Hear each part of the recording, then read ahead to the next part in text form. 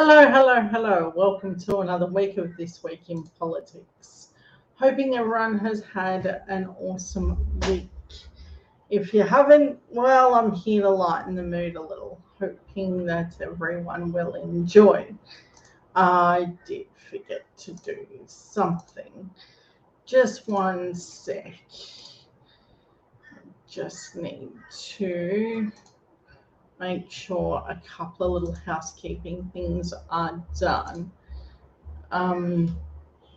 While you're waiting on that, I am going to start to discuss this week. Now, if you have been not been able to catch up on this week, we're going to go through that and my opinion on so much more. So, this week we found out about Novak Djokovic. Now, wonderful tennis player, not so good of a human. Turns out he's pretty anti-vax and pretty terrible as a human. So, what is the response that you would think that we should have? Probably a decent one, like, I don't know, don't come into the country if you're not vaccinated. It should be the normal standard response, right? Well, according to the PM and a few others that were trying in Tennis Australia, they were trying to skirt the rules a little, and it turns out the backlash was pretty fierce and they had a lot to argue about. Don't take my word for it, take theirs. Check this out. Oh yeah, while you're feast drives on my very boring office, I will have more going on. I've just got the new setup, and as all that happened, my phone broke and my children are once again yelling at me, what did I touch? I swear I should make a segment on things that I touch and ruin. There's a whole thing. I'm certain that there's more people in my age group who touch things that they just shouldn't. Have no business doing any of it. But I digress. So, okay. First cab off the rank. So, here we go.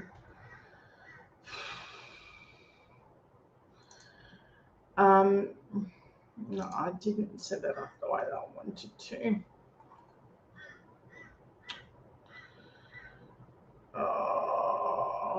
I did not.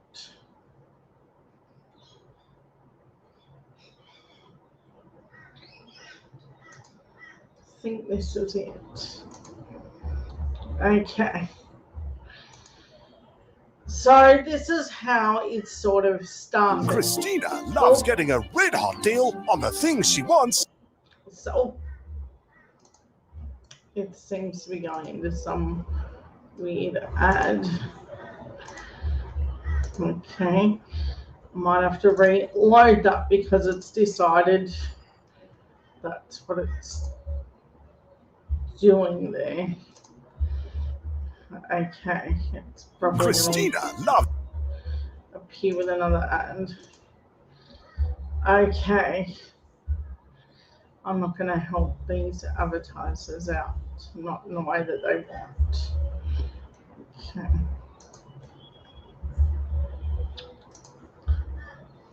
Oh, I'd just like to get it right once. In Australia, with Alex de Minaur and James decision to grant Novak Djokovic an exemption to compete at the Australian Open this month has been met with some seriously raised eyebrows in Australia, with Alex de Minaur and James Duckworth questioning how and why he's been given permission to play without being vaccinated. Look, I don't know the criteria for exemptions. Apparently it's an independent panel. He must have fit the criteria somehow. If he's fit the criteria, then he's. That's how they started it. That's how they truly thought that they could start this thing. They were like, we can debate it kind of thing. You know, like it was some weird criteria thing that he managed to sneak through. I mean, really, that this is what they were going with. He should be able to come. Mm. That's very politically correct from you. I don't know the criteria. Yeah, as James has very wisely put out there, I think he's, said all the right things there. Look, I just think it's just very interesting. That's all I'm going to say. But hey, it is what it is. Just hope that the other players that I heard there were other cases as well. They got exemptions, so I hope they'll fit the criteria. Now, that's how they wanted it to be said, that there was like all these other players and it wasn't just Novak Djokovic. Now, if that's true and there are others, I want names and I want a shit list for this. This is irresponsible at its finest.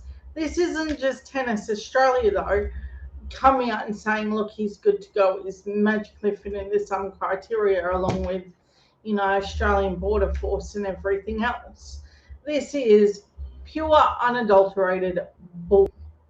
They lied, and they knew that they were lying. Tennis Australia, it turns out, not only knew that they were fibbing, but they knew even to how much. But don't just look at it from one perspective. Look at it from them all. All the people that got vaccinated and told really can't go out to a restaurant unless you do that. These are people who are born, bred, and will die here. People that were vaccine hesitant, and we pushed them over the line and said, if you want to go to work, you want to do all these things, you need to get vaccinated. Turns out Novak Djokovic seems to think that he is above some sort of law, and looking at how that started isn't where it's going to end, though. Novak Djokovic was, if you listen to those two gentlemen, they were talking about how there were others that could have been given exemptions. We need a name. Not just a name, we need to know how it got that ridiculous. But even if we take their word for it, and it was all on the up and up in the beginning, what evidence did they produce that it would be? And what evidence were they going to show the Australian people that that was an appropriate action to take? None. I'm just going to flat out and say there's none. I cannot see a good fundamental reason for any of this to have happened. I particularly don't like how this is handled at all. This does not feel like the way that we should have handled things.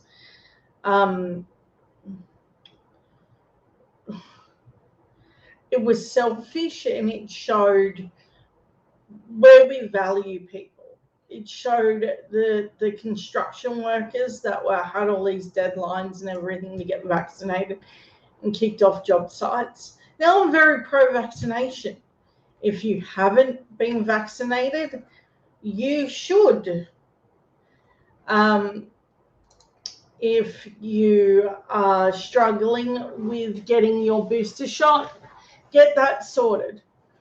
But do not underestimate my contempt for what Novak Djokovic did and his amazing treatment that he received for just being a tennis superstar. No doubt the man's got talent. I don't have any. So, that does beg a question about talent. But I'm sure many people in their field are very talented and were told that they couldn't pursue their workplaces at all if they weren't vaccinated.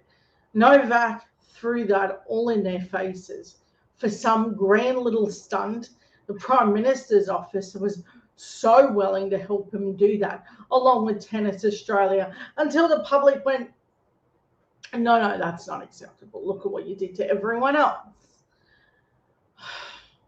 I want to say that this is par for the course of this party, but even this was a smidgen too far. Even you have to see this was too far. You couldn't normalize this on any given moment. But why couldn't you normalize it? Because even in this moment of the vaccination hubs and the, giving people deadlines to get vaccinated and making workplaces compliant and doing all these things, and every Aussie basically did their thing, a very small portion went to the streets and acted like idiots. So when I see Novak Djokovic pretending like this was no big deal and that he had tested positive for COVID, that's outrageous. Are you kidding me? The whole thing is outrageous. But I'm going to show you more. This isn't the ordinary situation of that. So whatever they thought they were doing, they should not have done. This is not an appropriate action. I don't know what just happened. Means Valley of the... Oh, it's not going to let me have it. Okay. So, what is it on? Okay, so...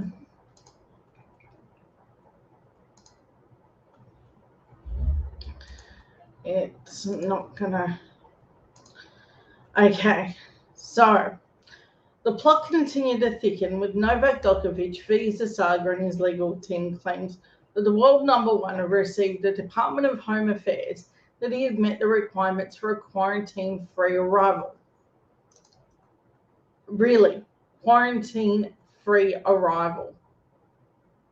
They're going to go with this was quarantine-free.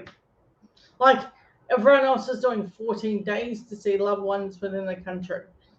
This guy, they were just like, hey, quarantine does not a thing. But that's just the beginning of how ridiculous this thing got.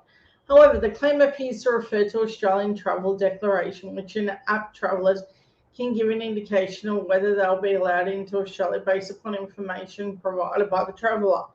The app does not validate whether the passenger has a valid visa, travel exemption, or provide approval for entry to Australia.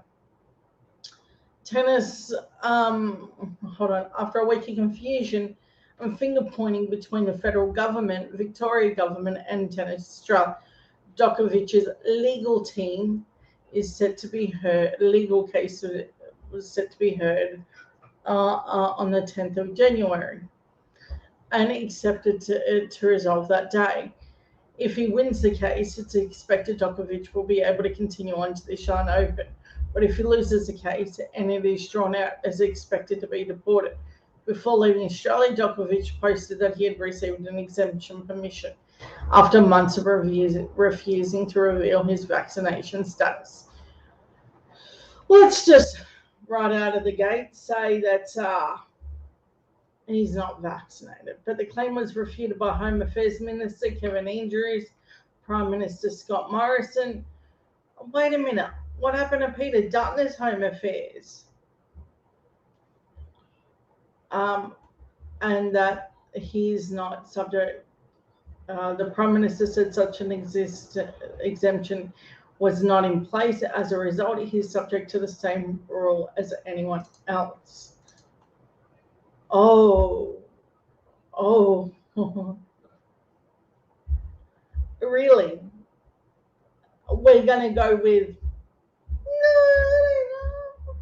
wouldn't think that they got anything special. When did Kevin Andrews become Home Affairs Minister? Did that happen in like one of them Friday night killings of the cabinet reshuffles that I was not informed of? Because last I heard it was Peter Dutton. I know. That's the first I've heard of that. But it's repugnant at its core, to pretend like this is the normal when it isn't. It's just not. But they're definitely making some huge mistakes here, and they're going to have to be responsible for it. Okay. Oh, I've got to find the next one, and it's doing it funny this time on me. Okay. Oh, no, that's not what I wanted. I wanted that. Okay. Even if they believed in their heart and soul that this is what they were supposed to be doing, they knew better. I would say that they knew better. But sugar honey iced tea. Oh.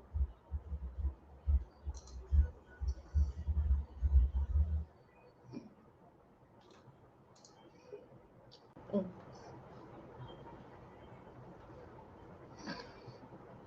That was not supposed to happen. Oh.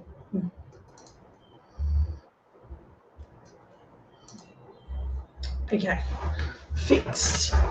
That's a technical glitch. I accidentally clicked off the wrong thing. This is the whole new setup. It has pretty little lights and everything. And now there's an echo. Okay. Is it echoing for you guys?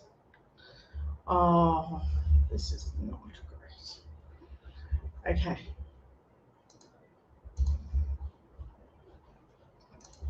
I'm gonna have to fix it.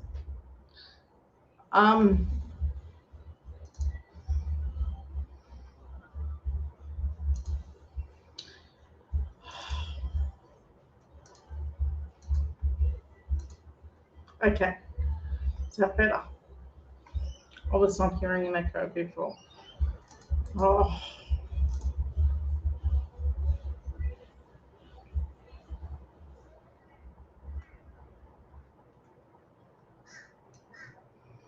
I might have to leave and come back. It's because of accident. Okay, is that better? I don't think it is. Okay. I don't know what happened. Just a moment. It is echoing for you guys too, isn't it? It's because I accidentally did something silly. Okay, there we go. No. Yeah.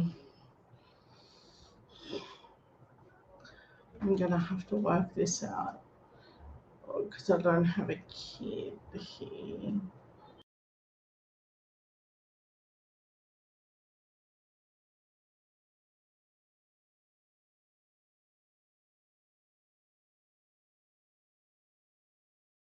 And sure. Okay, I think this is the best it's gonna get. Okay, good. It's not echoing. Okay. So, thank you, Maria. If I didn't have you, I didn't know where I'd be. All right, next part.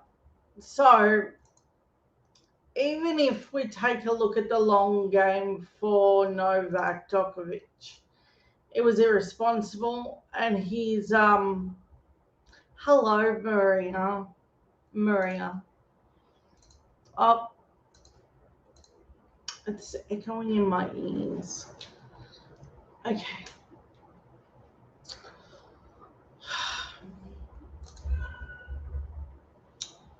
It's very helpful to have an audience. Okay.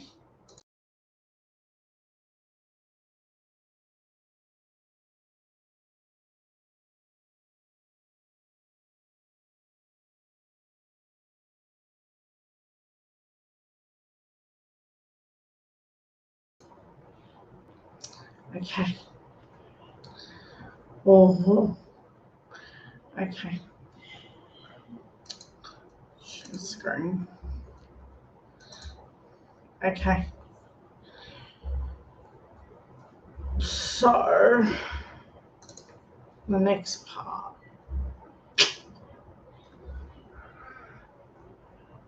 How am I going to do it?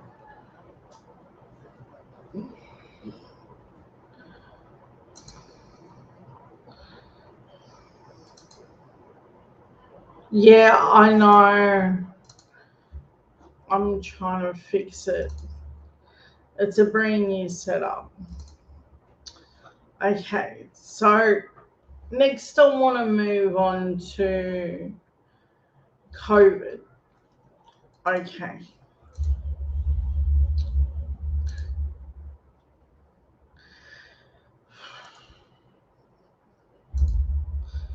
So it turns out we are living with COVID in the most horrendous way. Okay.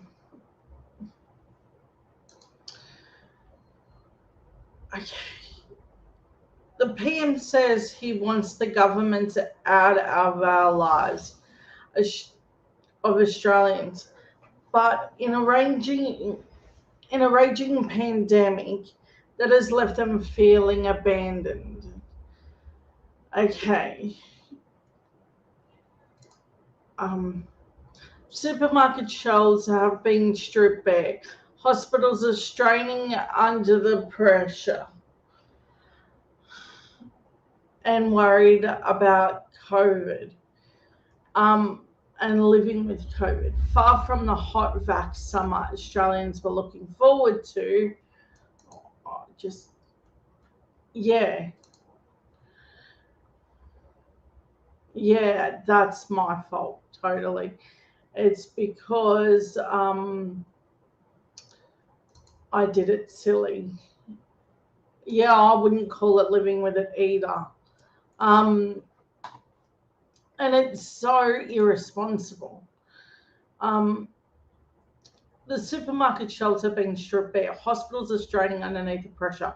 Worried Australians are unable to access tests. Welcome to the reality of living with COVID. Far from the hot vax summer Australians were looking for, the Omicron wave has thrust the country into yet another season of uncertainty, panic, and fear. Confused, seeking assurance, the public has turned to the government-driven government for help. But lo and behold, the government was busy pursuing strategy of getting out of everyone's life, driven by the lazy zeal of Scott Morrison. Has stressed for months that government of all persuasions need to extricate themselves from the lives of Australians. Now, why would he say something that ridiculous? I took my daughter to the city last night. It was hardly nobody on the roads. I live in Queensland in Ipswich, and I can tell you now, none of it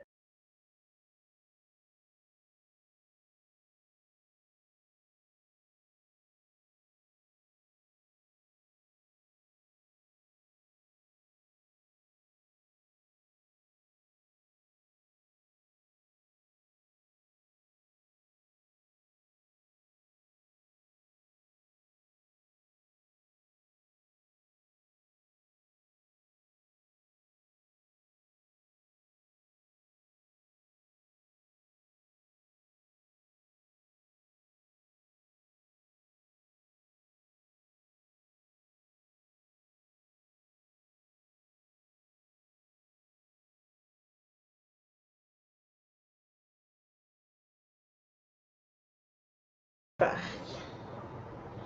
Okay. So that should be back. Okay. But there is no living with a deadly disease. If it is, I'd like to know.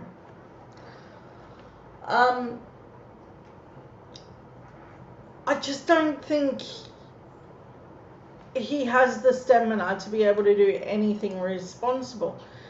This is now the time for Morrison to be out of our lives and give us a competent government. Exactly. We don't need this hodgepodge idea of whatever he's trying to pull off. It's reckless and has no business being with us. So the idea was simple. Once most of the population was vaccinated, let the virus run freely. That was the Prime Minister's plan in the community, with limited restrictions on people's movements. It was all Craig Kelly's Christmas all at once.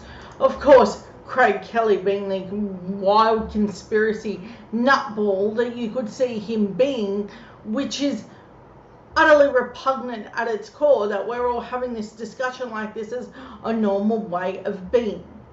Craig Kelly, the people that they were like, hey, we're gonna denounce you now. No. They're willing to denounce him, but not his policy. They just embraced it with a fearsome vengeance. Of course, Omicron and COVID seriously. Of course, we take Omicron and COVID seriously, but we value the lives and the way of life for Australia. I want Australians to be able to enjoy as much safety as much as is safely possible. Morrison said in December, switching the mantle of responsibility from government to individuals of their own choice about their own health and choices in lives. Are you insane? You were just going to be like, hey, we're pretty responsible people. I can tell you there were people that were walking the streets that weren't exactly responsible. And government is supposed to be that. If you don't know that yet, the government is supposed to be that person. They are supposed to tell you when things aren't going great and what to do when things aren't going great. But don't take my word for it, take theirs. Because when this originally happened, that was the approach that they had, was do it that way. So spare me the fake outrage of what they think this is. I think that even when we talk about it in calm and nice terms, none of it is going to be okay. Okay. The Treasurer, so the economy was going to, okay, hold on, I missed my place. Switching the motor responsibility from government to individuals. The free market. Yeah, because that's what conservatives all love. They love the free market until they're banned off Twitter or Facebook for saying something that goes against, health. Morrison stressed that Australians now needed to make their own choices about their own health and their own lives. The economy was going to power through. Oh, so great of him to be concerned about the economy. Can you guys still hear me? I'm still hearable. Just need to know, because I've had a couple of technical glitches and I'm not having fun with it right now. Just need to know if I'm hearable. Okay. Oh, I think so. Okay. The Treasurer, the economy was going to power through to next year, and the individual responsibility and common sense would become the new guiding principles for managing the pandemic. The Treasurer, Josh Frydenberg, why are we hearing from the Treasurer? Thank you, Maria. Why are we hearing from the Treasurer in a pandemic? I don't give a damn what the Treasurer says. I want to hear what a health official says. This isn't governing. This is reckless and stupid. I just don't know how we're going to live with this at all. The Treasurer, Josh Frydenberg, said he did not believe the Omicron variant would dent Australians' recovery, urging the population to keep calm and carry on, which he meant spend. He's insane. That is the most insane plan I've ever heard. Why? They don't give you a reason why that. How is that responsible? Okay. At every turn of the COVID pandemic, over the past 2 years, Australians have done the right thing. Vaccinations, lockdown, mask wearing, you name it. Australians have got it done it, and they know it to be necessary for their own health and the health of their community. As Omicron wave hit at the same time as state borders opened, Australians again sought the right thing by getting tested. But within days, the system had collapsed. Gee, who couldn't see that coming?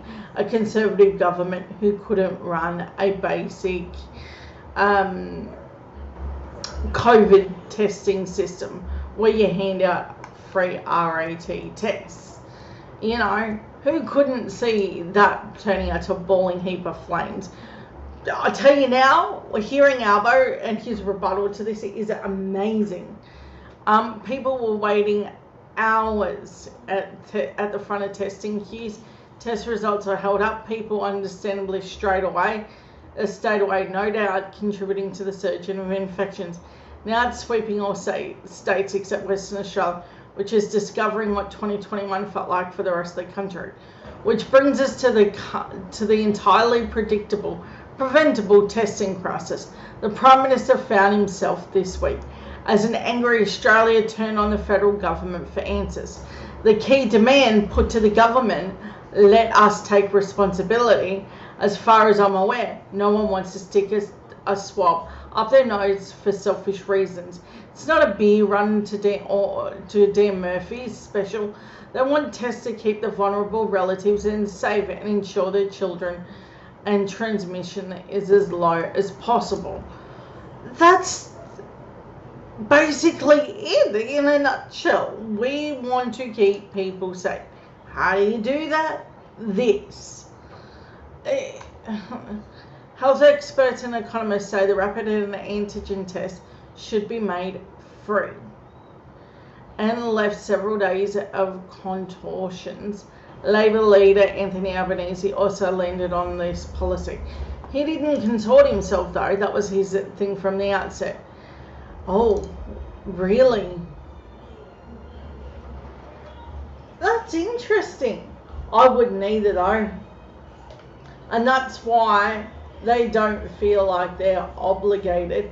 WA didn't even attend the National Cabinet. That's interesting.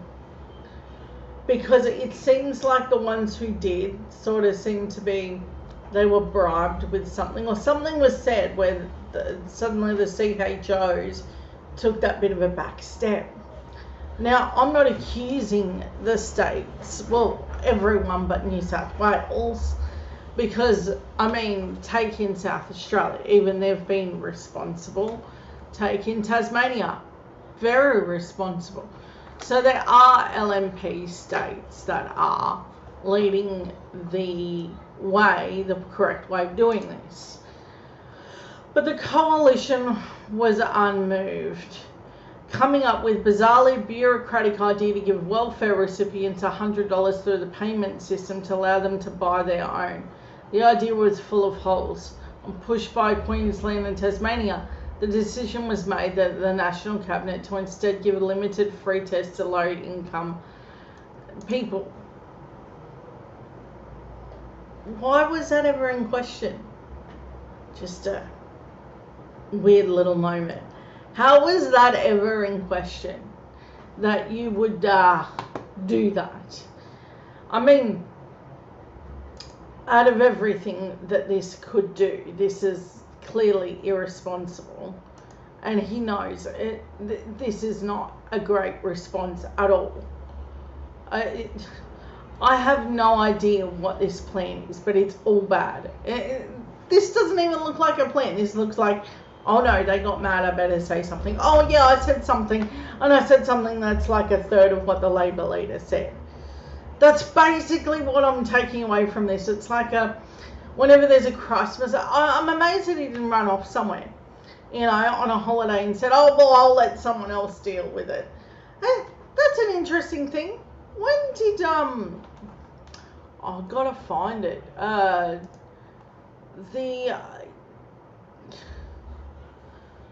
The Home Affairs Minister, Karen Andrews, is that Kevin Andrews' wife?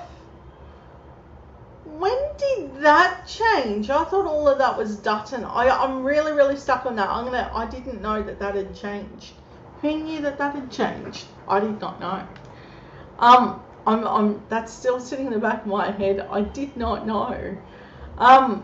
Because I thought Dutton got this super ministry and went amazingly crazeballs with power, which I think he's still doing, but yeah. So even if you're telling like low income people, we'll help you get them. What about the rest of the country? Like they just got endless pockets to go out and buy a rapid antigen test. Like that's a thing, you know, that we're now saying is totally okay to be doing. The tests are cheap and widely available for sale on the international market last year by various manufacturers in Australia. We're locking in contracts with overseas buyers because the governments here were not interested. Other importers have mirrored the therapeutic goods approval process. Morrison and other state and territory leaders have been quick to point out that Omicron was a game changer. No one was denying that. But even before Omicron, there were warning signs about to secure a rapid antigen test. Now, if you take a look at what Victoria and Queensland are doing, they jumped on it first and said, hey, we're going to make millions of them free. At first, I think it's still...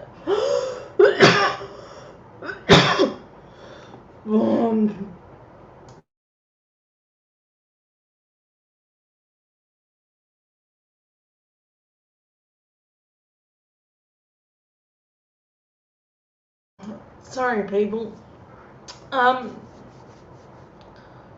So I think that the moment that we realise that the state governments, because there is a rapid antigen test manufacturer here in Queensland, and Anastasia managed to secure many, and that sort of forced Scott Morrison's hand. And the unions have likewise been calling for RATs to support the workforce community. Morrison himself insisted the Commonwealth. You got to think, in many countries, in many European countries, these are free. It's free. Forgetting all of that aside, in less rich countries as well. Morrison himself insists the Commonwealth was wise enough to secure sufficient tests. No, it wasn't. For its responsibilities, blaming the states the national shortfall after the issue was raised in National Cabinet in November. He still can't lead. He still can't say, hey, I might have buggered this up a little bit. Like, never once have I heard the man go, hey, you know, this probably wasn't a great moment.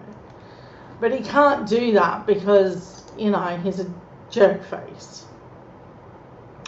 But throughout the pandemic, the government's intervention, not the market, and it had kept the public safe. It's... who sincerely... no one wants a government-free life. You don't elect a government for the government to do nothing. An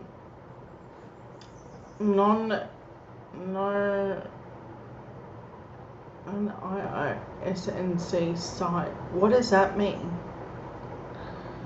Huh. Wonder what that means. Okay.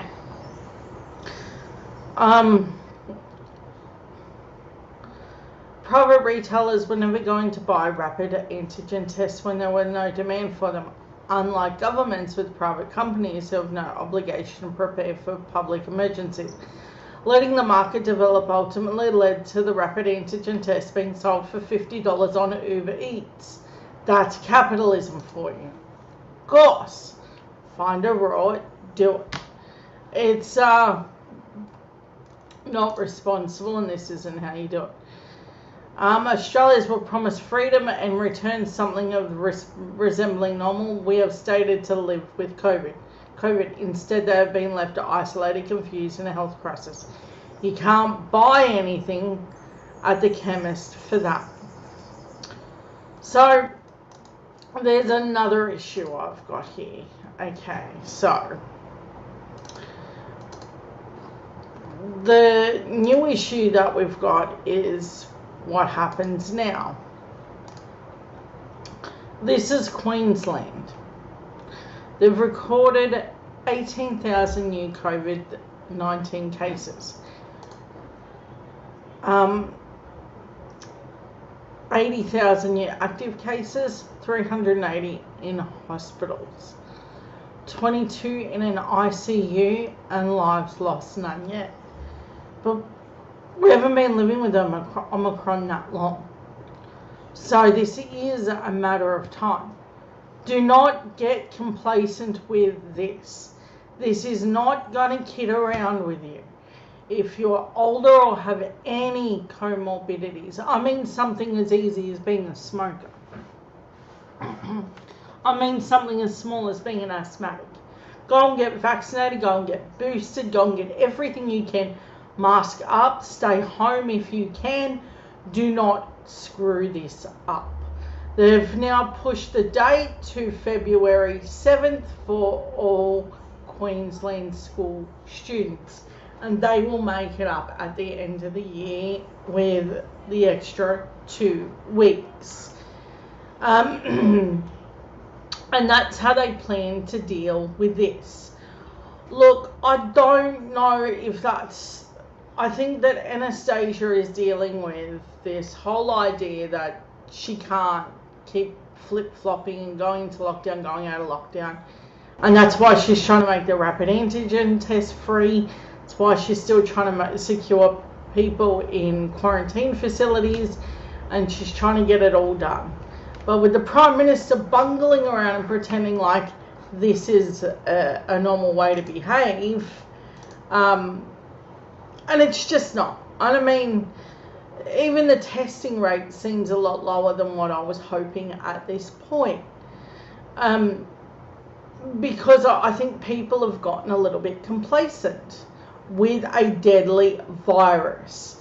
Do not play fiddle-dee-sticks with something that intends to kill you. It's not a game, and if you feel unwell or have any symptoms, please go and get tested. Now, in each and every state, I realise that things are very, very different and different rules apply. If you're in New South Wales and they do not have a mask mandate, enforce one on yourself. Because here's why I think that. Because this isn't going to muck around. They're not going to sit on the sideline and hope that it all goes well. This disease does not discriminate. It doesn't care if you're young or old at this point, particularly with the Omicron variant. And what I've been seeing in the South African take is that it has a wide-ranging amount of people that it can hit. So do be very careful out there, and I do want you safe. Okay. So the next part. Okay. How did I do that before? I did it another way, and now it's not letting me do it that way. Okay. So I come across this. I don't know how many of you have seen this, but this is incredible. Okay. I'm going to take myself off the screen, and where did that go? Here we go. Check this out. Oh. Why are people in aged care still getting infected? 6 more deaths in aged care. When did they get infected? Do you know if they died with the virus or from the virus? Hotel quarantine program that led to 768 deaths. Major problems in hotel quarantine that have claimed 768 lives. Causing the transmission in aged care right now. Is the aged care regulator doing its job? No, but also that's a scandal, agent. Oh, and it they is. have not been held to They account. haven't supposedly.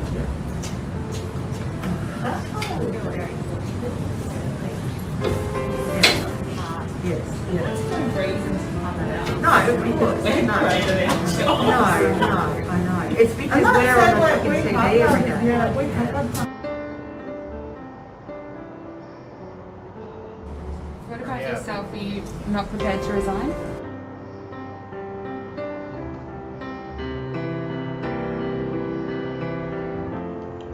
I'm not someone who quits to avoid doing the hard work. We are having a Royal Commission into this sector, and I think we're having it for a very, very good reason.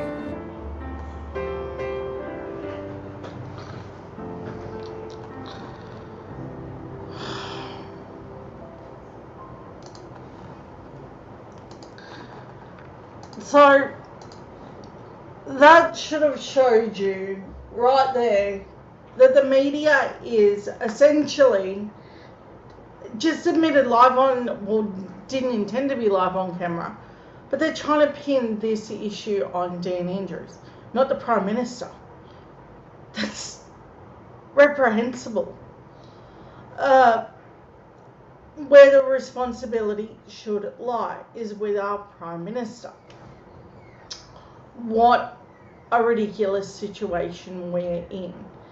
But we're not just in a bad situation, it's getting incrementally worse each and every day.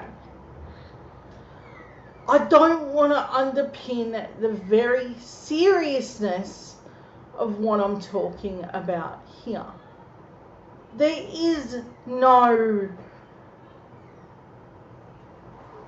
What they did to the aged care sector is repugnant. What happened there is on the Prime Minister.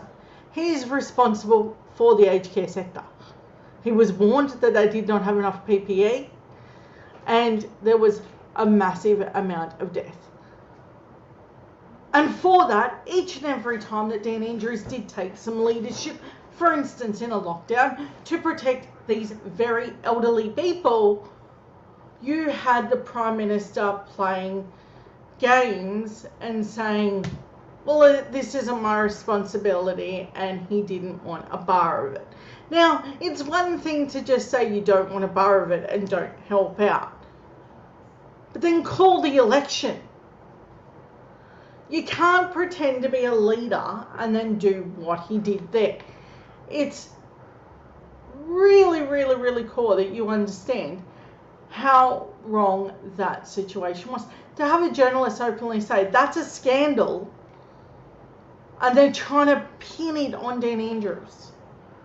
Now you know that. Now you know that no matter how this thing falls, this will be on Scott Morrison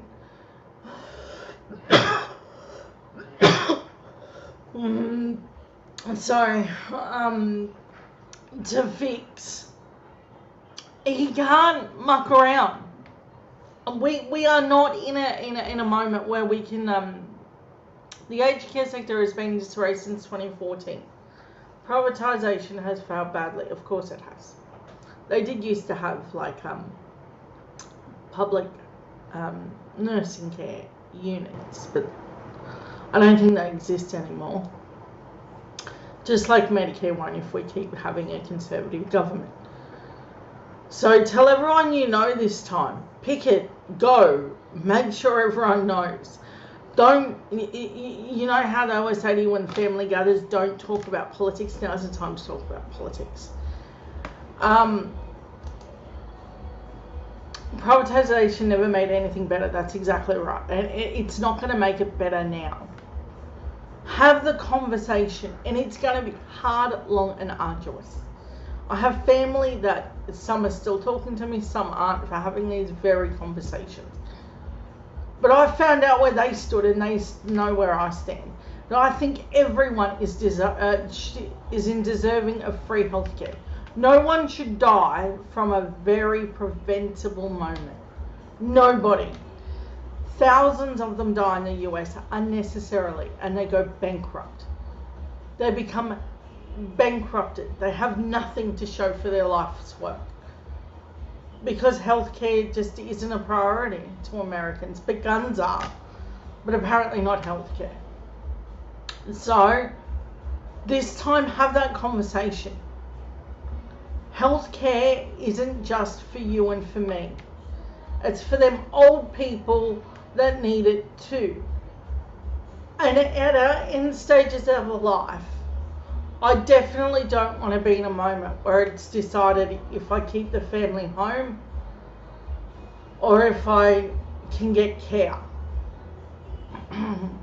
We should have a system that allows for that safety net to be there. That's how it was intended. Whatever happened in that process, I don't know. Conservatives happened. That's a good way of me putting it. Conservatives happened. And it was very deliberate. It was very cutthroat. And they know. They definitely know that that's what the deal is. So, I'm not going to muck around with my words with you. Have those conversations. Because they will pin this on Dean Andrews. Do not think that this media is done. You just heard them openly say that they're going to do this. And that they don't think the Prime Minister should be responsible. So there. Well, it's not that I don't think he should be responsible. It's more the fact that they don't want him to be. Because they prefer the tax breaks. That's just where it is. Let's just lay our cards on the table. They would prefer the tax break rather than our healthcare system. Because they can afford the healthcare system. There was no death in Victoria from public nursing homes, only in the private sector, precisely. And all of it, the Prime Minister knew that he had to take care of the nursing home sector. They knew what needed to be done and they didn't provide it. For whatever reason, this was not provided. But I have more to show you. Okay.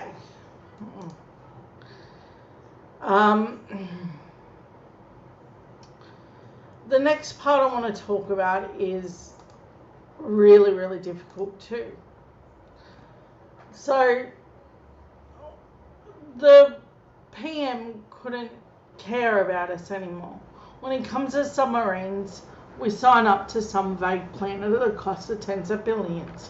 When it comes to showing the taxpayers' money into coalition seats and rorts, it's considered good value. When it comes to large corporations walking away with billions of erroneously claimed JobKeeper dollars like Harvey Norman did, and there's no need to get the handouts back. But what I would like is a few rat test kits, which would be for the wider community health more than my own. I'm being lectured on things that are not being free. I've not been able to procure a rat test because I can still smell one. That part is important. That part's super important. Those people say my old granddad never talked about politics or religion in an attempt to divert the conversation. I say now your old granddad was a dill. That's how we got into this mess, precisely. Why don't we teach civics in school? Actually, let me leave that up. Why don't we teach civics in school? This old school idea that we just don't talk about religion or politics. Why? Because sex abuse in some of these sectors too is not discussed either. The massive scandals it's held into. Who you pray to, I don't care. Whatever you're doing in that terms, I don't care. But if you're harming kids in that process, I think everyone has a right to know. Which is why I'll always be thankful to Julie Gillard and the Royal Commission into that. And as for politics, we always should have had that conversation.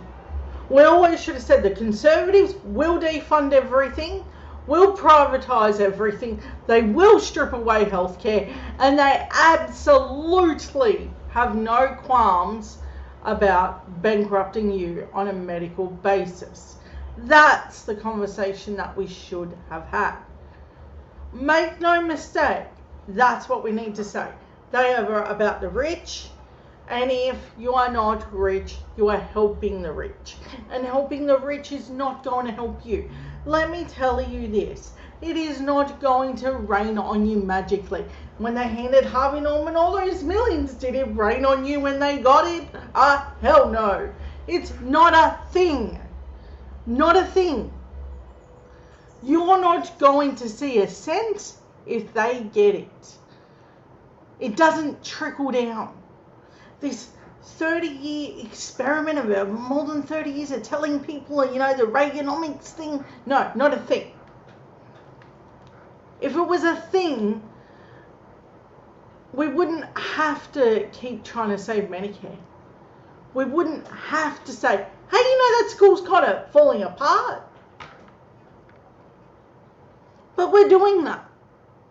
And that's despite the massive tax cuts the rich got. Hello, high water, they were going to get it. Which, I don't begrudge anyone a tax cut. But at the sake of my healthcare system or my education system, oh hell no. Oh hell no, that's not a thing. We don't get to play around in those sorts of fields. We don't get to say, quality of life goes down so the rich can have a tax cut. So those conversations absolutely, as we lead into this election, needs to be had. Have that conversation. Say something super uncomfortable, like if you're kind of a conservative, you're kind of saying F you to the country. Because that's how I'm starting to say it. You're saying F you to the country, your wallet matters more, and screw the kids' education, screw the old age healthcare system, screw Medicare, and while we're at it, apprenticeships and everything else. But you got your 10 houses right in negative gearing, so you're cool. I'm furious. How aren't we done? Aren't we done with this yet? This great experiment of handing rich people more money, pretending like it's going to rain on us. Done. Done playing nice.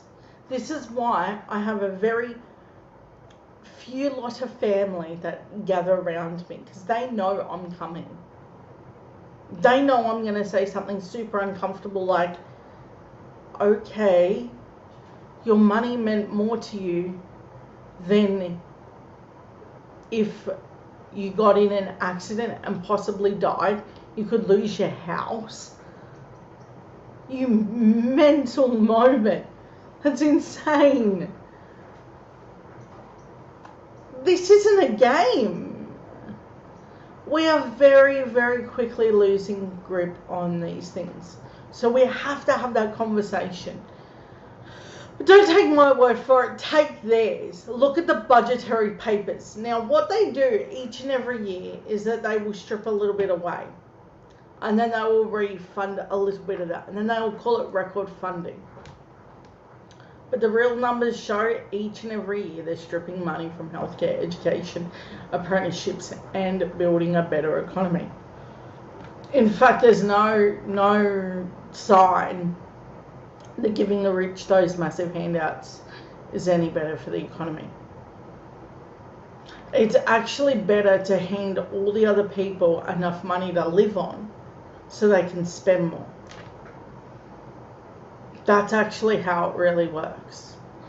Don't take my word for it, take economists. Why do you think stimulus packages work? It works because that's how the economy focuses itself. If you raise a minimum wage, you're absolutely going to change the economy. Actually, for all the criticisms that everyone gives China, that's something that they really are accomplishing. They are raising the minimum wage. They are creating a bigger middle income. Be proud of the idea that if you have a bigger middle income, because right now we're squeezing them like a tight ball, right? Our middle income is squeezed so tightly from both ends because we're not taxing the rich enough. And the poor you can't tax. The middle income is the one being squeezed out.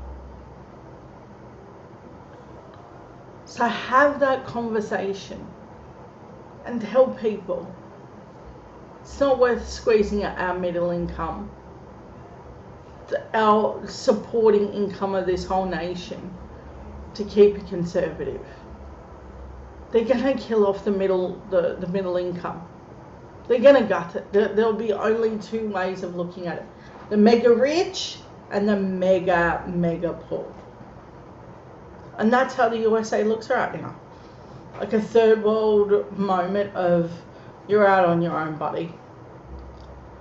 You know, and I talk to a lot of Americans, keep that in mind. And a lot of them talk about the healthcare costs and how they do it.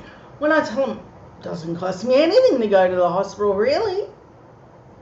If I need an at-home prescription, maybe. They look at me like I'm crazy.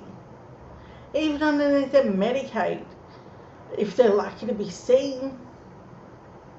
Nah, that's disastrous. It's not a road for you, and it's not a road for me, and it's not a road for this country. Have that conversation.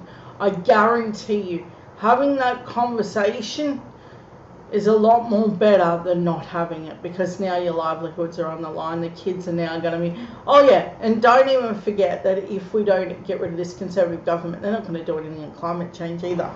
And I've got kids, I want them to see, you know, what a tree really looks like. I don't want them to have the ocean lapping at their door either. And the Conservatives aren't interested in doing anything about that either. So be aware, these are conversations that now are necessary. Forget the old way of doing things. It didn't work. The old way of doing it was Reaganomics. Didn't work. Okay, we did your weird little experiment. It's over, buddy. Now let's do the thing that we know works. What all economists agree on. And that's crazy. You know that Wayne Swan got one of the world's best treasurer award for doing exactly that. No matter where we are in this process, don't forget that. No Conservative has ever gotten it. I think Paul Keating got it too. No Conservatives have ever gotten this. Why? Because they're not good with money. They just keep telling you they're good with money. And the media perpetuates that lie. Therefore, there you go. You get this weird rhetoric that they're great with money. None of it's factual. Year after year, you're seeing things be incrementally worse. But don't believe your lying eyes. The media will tell you differently. Because those tax cuts are so damn gorgeous to them. I don't want you to think that this is where we need to be. Not now, not ever. So I'm having those conversations, and yeah, some people aren't calling me back. But you know what? I'm too old to muck around with whether people do or don't call me back now. I've got a 15-year-old that I've got to think about at the end of the day. She's my littlest, and if one day she looks at babies now and she says they're yucky and they stink, so might not get grandkids out of those kids. It sounds funny, but until you realise that she will not touch a baby at all. Yeah, I've got a kid that won't touch a kid. Anyway, I digress. There's more stories here. So, I've got another one here on how the Prime Minister, the opposition leader, was spoken to. Listen to this craziness. This is a conversation that Anthony Albanese had on rapid antigen tests. Now, this is so crazy. Where did that go? Nope.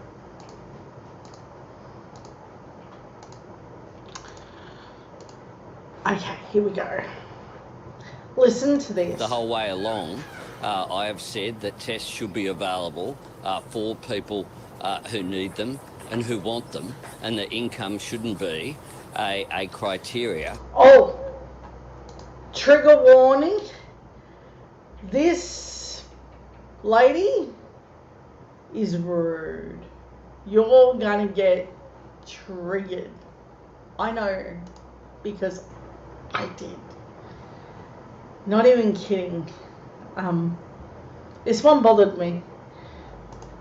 And so what we have now is a plan to be able to provide these free tests for people who do need them, and where income is not a problem, and low-income groups, vulnerable groups from within the disability community as well, pensioners as well. Anyone with a concessional card will be able to get free tests. Are you satisfied with that plan? I'm absolutely not satisfied with that plan, and nor is the Australian Medical Association, nor are the people I speak to in the community. Given that there's such a crunch in terms of supply, you would want to provide tests for all of Australia, given that there's such a shortage of supply?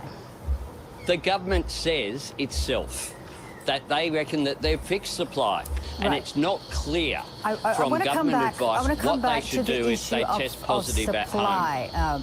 I would just want to come back to the issue of supply. Now, you are calling for the Prime Minister to fix this supply issue. He did say for the next fortnight or so there will be a bit of a crunch. However, we have been assured that the supplies will be coming within the next fortnight. Now, I just want to take you back to July of last year, when we were all talking about the pandemic roadmap, and Labor got on board and joined the chorus to get the nation vaccinated. There was a huge call from yourself, from the Labor Party as well, to get the nation vaccinated. But Labor did not stress the need to ensure that there is a supply or adequate supply for rapid antigen tests after the pandemic, or following the nation having been mostly vaccinated. Labor did not call for that either.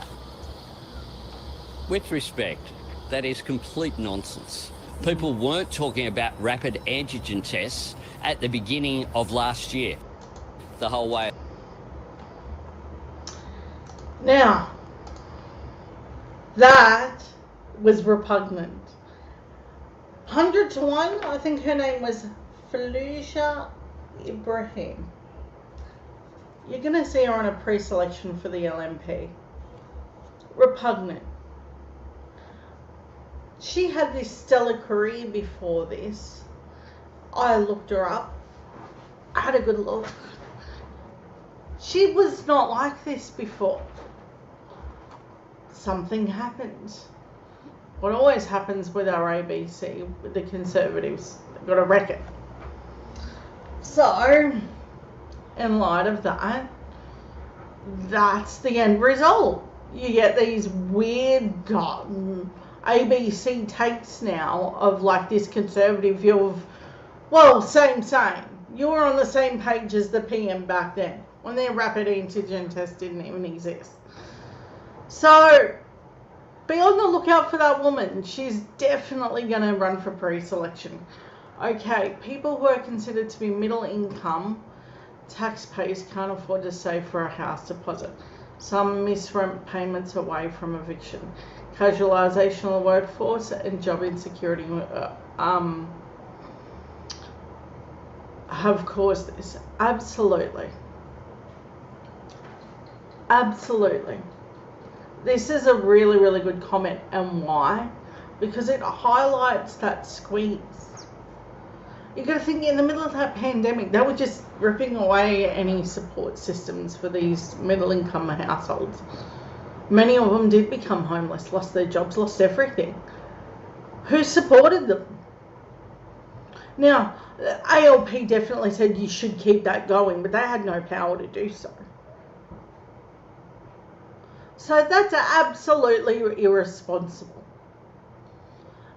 You know, and he was off doing his own thing again as usual and pretending like JobKeeper and all of that was not a thing that should have kept around.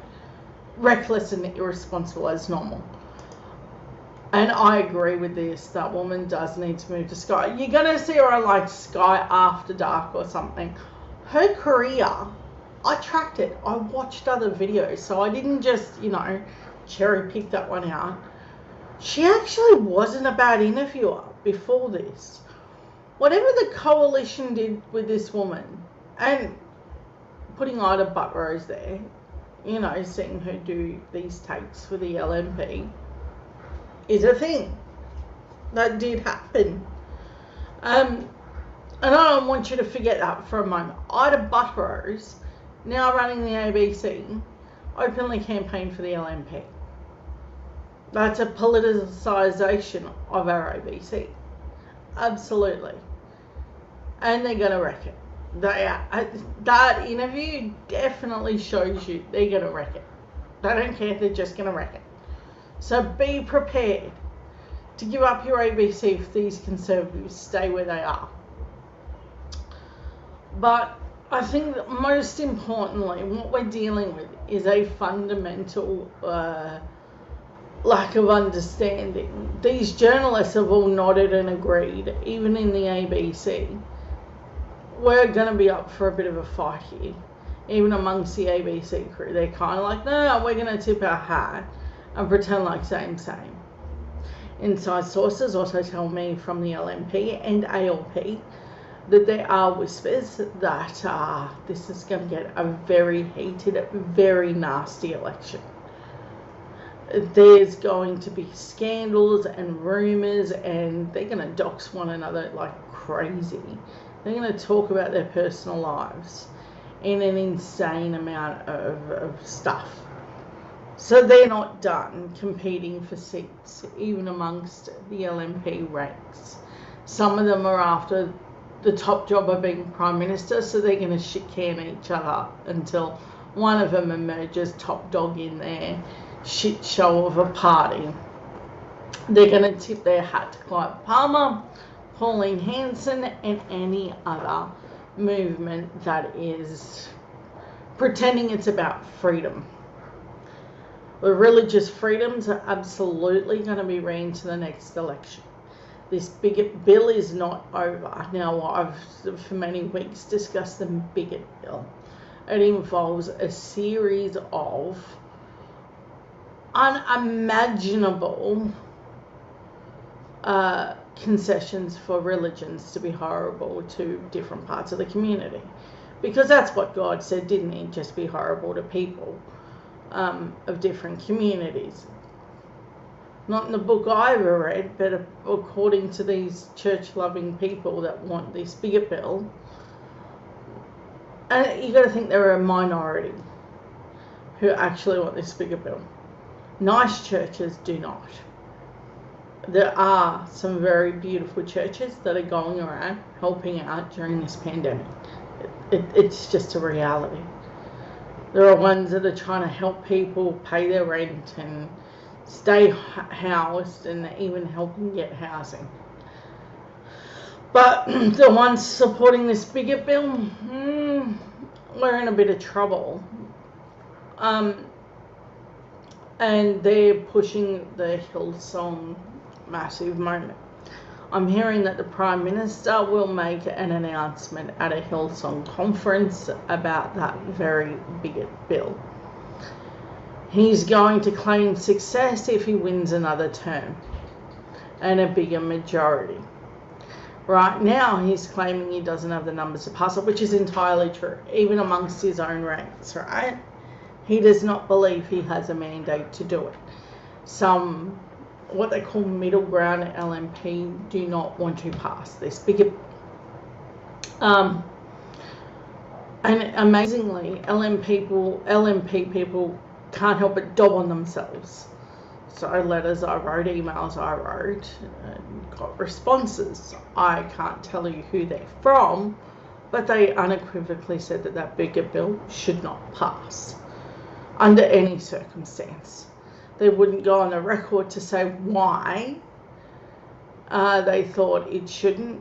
Some did say things like having that bigot bill passed. They did have family members that were part of the LGBTIQ community. There were others that said that they had friends that would be harmed and affected by all of those decisions.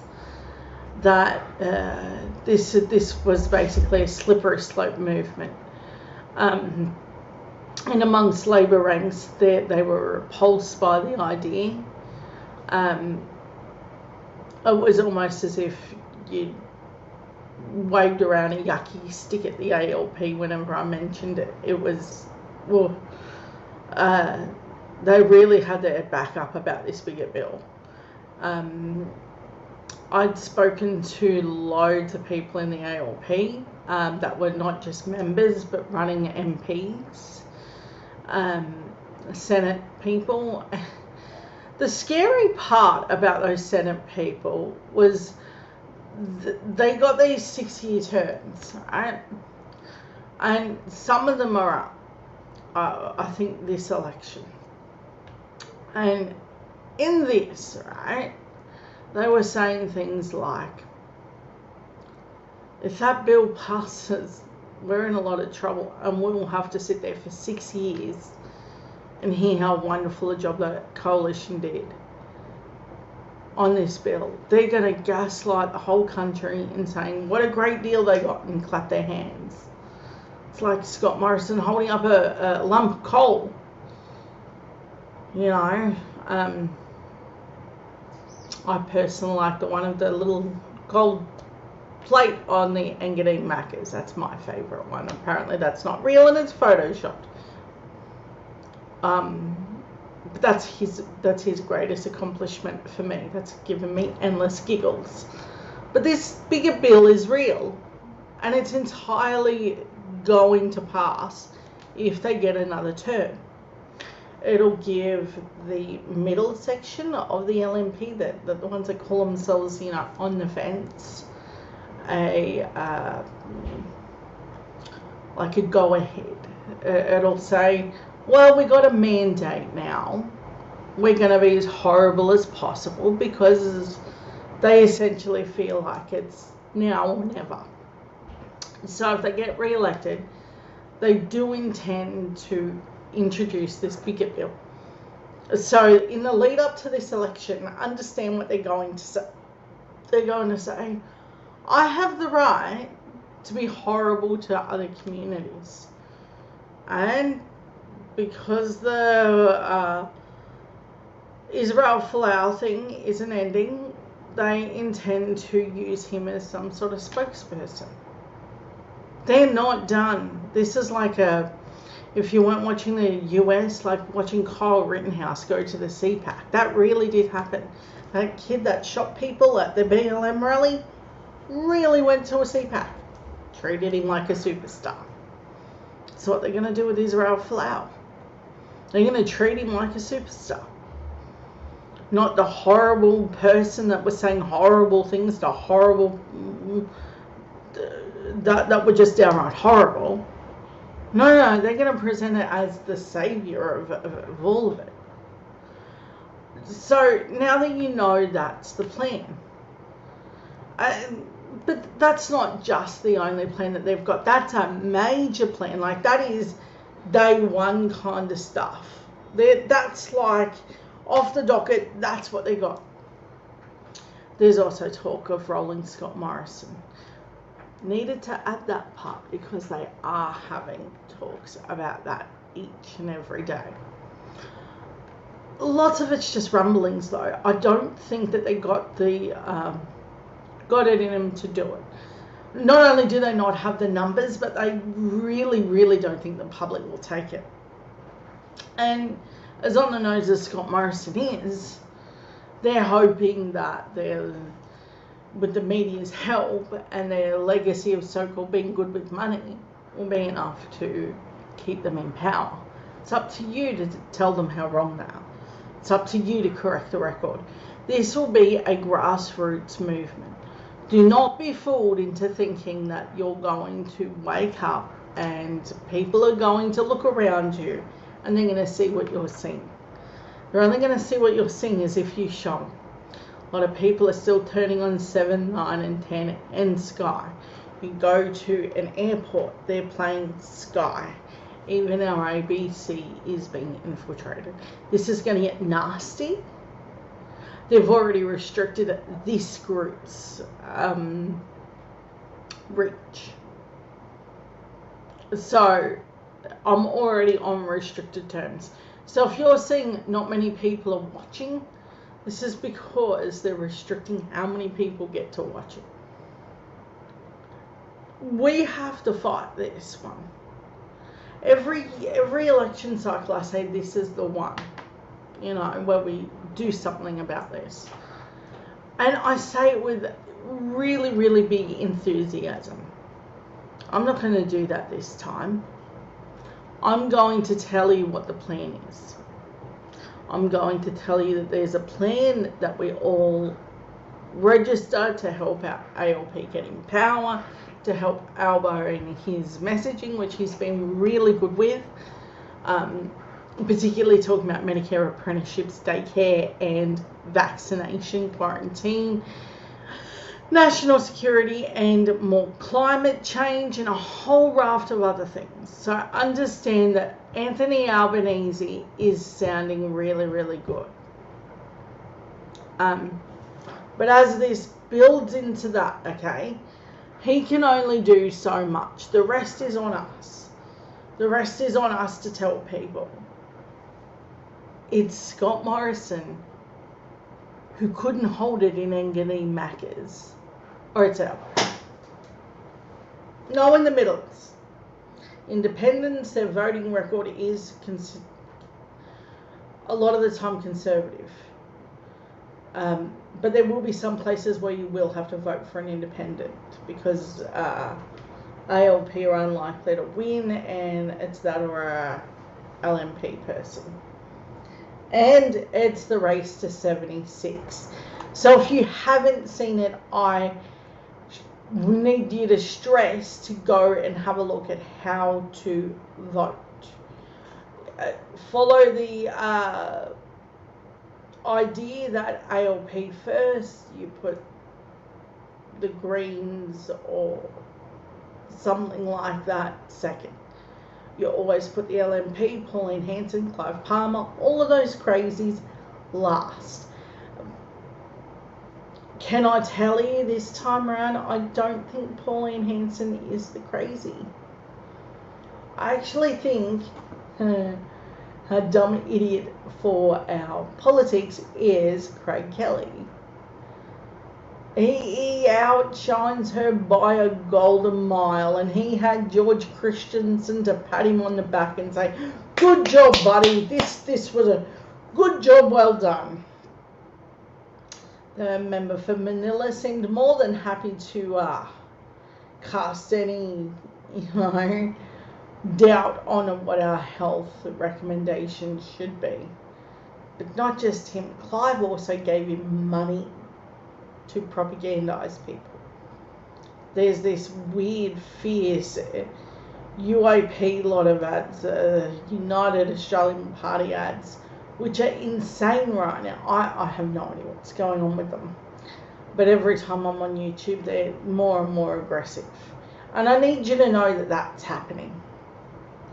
And so have a look at it. I'm reporting them like crazy for misinformation because they're not being honest. They're not some saviour of Australia.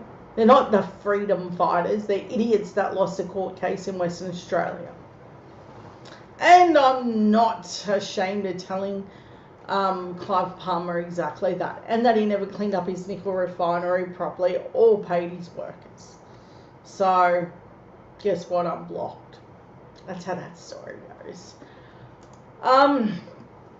But I do have more here.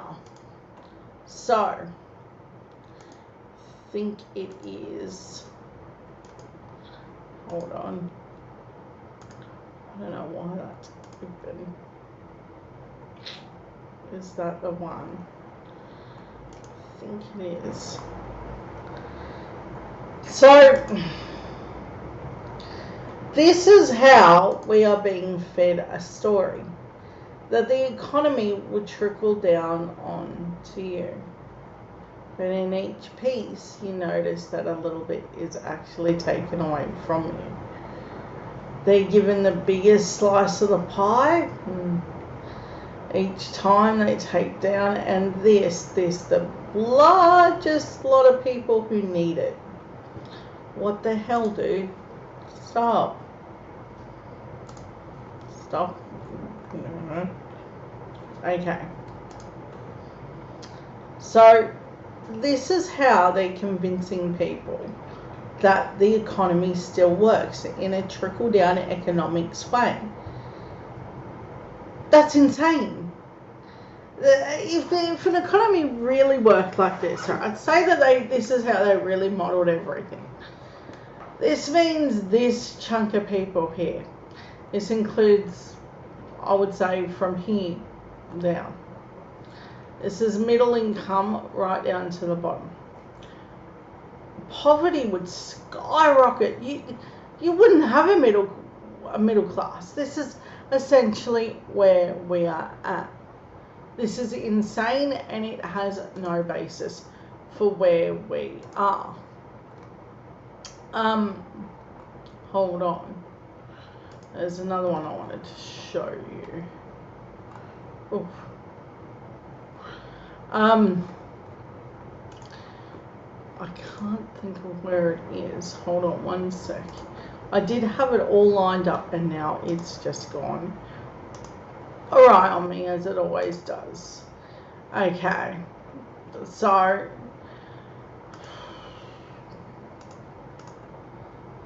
this is going to be the moment that we're not ready for. This election, I don't think anyone is ready for what's about to happen. It's going to be horrible, and it's going to be something that we aren't going to know how to deal with. I want you to know that as we talk about this, that this is the... Oh, there was a thing here that I was wanting to show, but I don't think it's gonna... You can hear that, can't you? Because of course you can. It's essential. Okay. Oh no, that's not the story.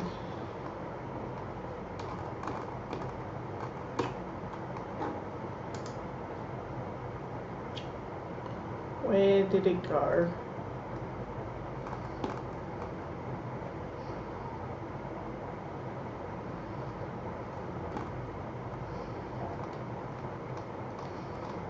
Where is that? I can hear it playing.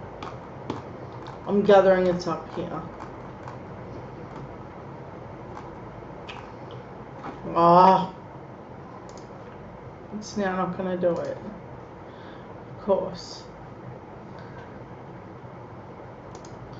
Oh, now it's doing a whole nother thing.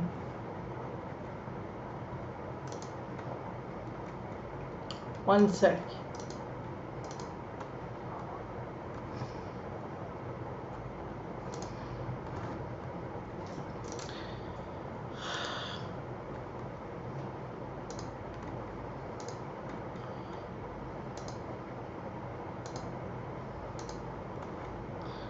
Oh no. Where is that coming from?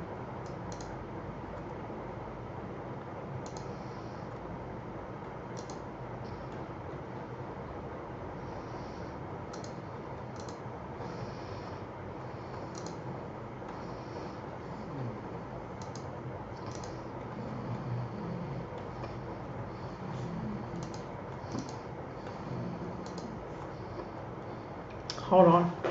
One sec. I can't see where that screen is. One sec. If I go quiet or drop out.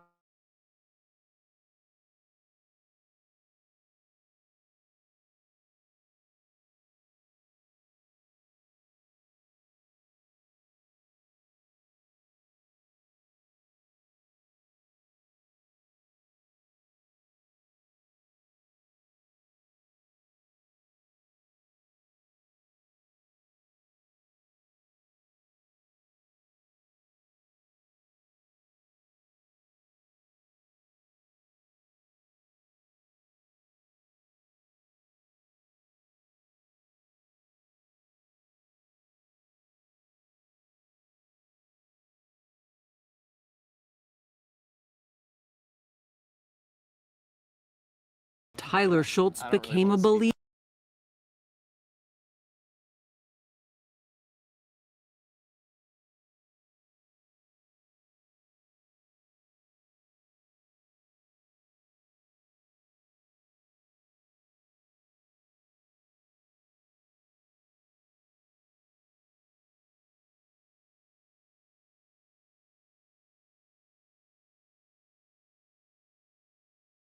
I don't know if you can hear me now. Okay, I found it. It was something I was watching earlier. Found it. You would think with this new setup, I would have more figured out. But because of the new setup, I've only had it a day, and you just got to see how that ended. Well, not ended yet, but ended. Okay, so there's more. I just want to make sure that I've got it all up properly. There was this story. Now I'm all rattled about that. This one. Okay, now we're going to go to share screen.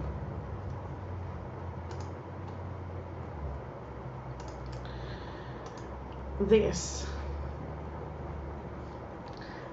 is what we're looking at. Empty shelves. This is what real people are dealing with. There's nothing. I'm hearing from people that this is not going well. That the food insecurity is getting higher. Oh, yes. Craig Kelly did steal the spotlight from Pauline Hanson. She lost 10 points in the last Queensland election. Like, minus 10 points. Like, it was in the negatives. Watching that, if anyone has the nature to go looking back, oh my gosh, here in Queensland, she did not do well at all. Like, no way. It was super duper bad. But I want to talk about the food insecurity issue.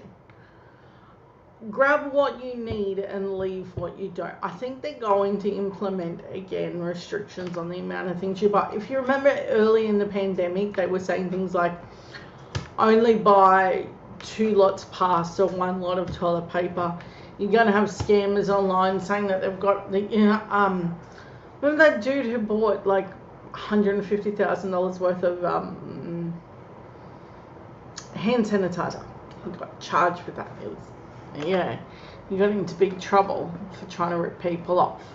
So grab what you need and get out of there.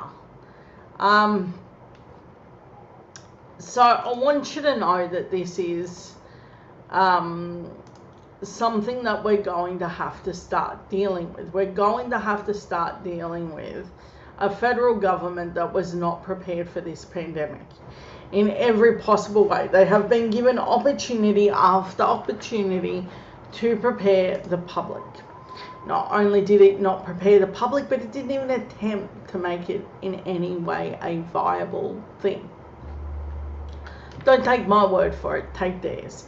Each time they're given a moment to step up and say something like, I don't know, leadership, they tend to be off with the fairies. But here's what's scary about that. They think freedom means that you're not told to wear a mask. Yeah, because that's how they want you to live. They want you to live with the idea that you should be just allowed to spread a deadly disease. That's not just deadly, it's reckless. Yeah. There are so many loved ones I know that would be inherently affected by that decision. And I don't want people thinking that this is how you should be allowed to live ordinarily. So I don't think there is a living with COVID moment or living in this moment of where we're at. And I really, really think we're in a bit of trouble this time around because everyone seems a little bit COVID fatigued and don't really want to do much. And that's the concern I've got.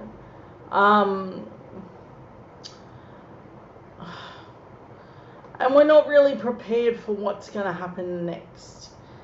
And the next part, what's going to happen is, and I'm going to warn you now, this is if you get triggered in any way, if you get distressed, or if you can't handle this, I don't know, what happens next in this phase of the pandemic I've seen overseas. Food insecurity becomes a thing. Then people start bidding for basics like bread and milk, flour even. Then what ends up happening is that crime goes up.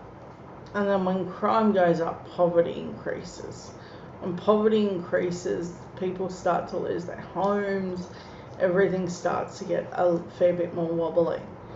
Now the Prime Minister knows this. He has got experts out to wazoo. I think the last count that I seen was 36 advisors on this very issue. He has more for other things, but he has like 36 on this.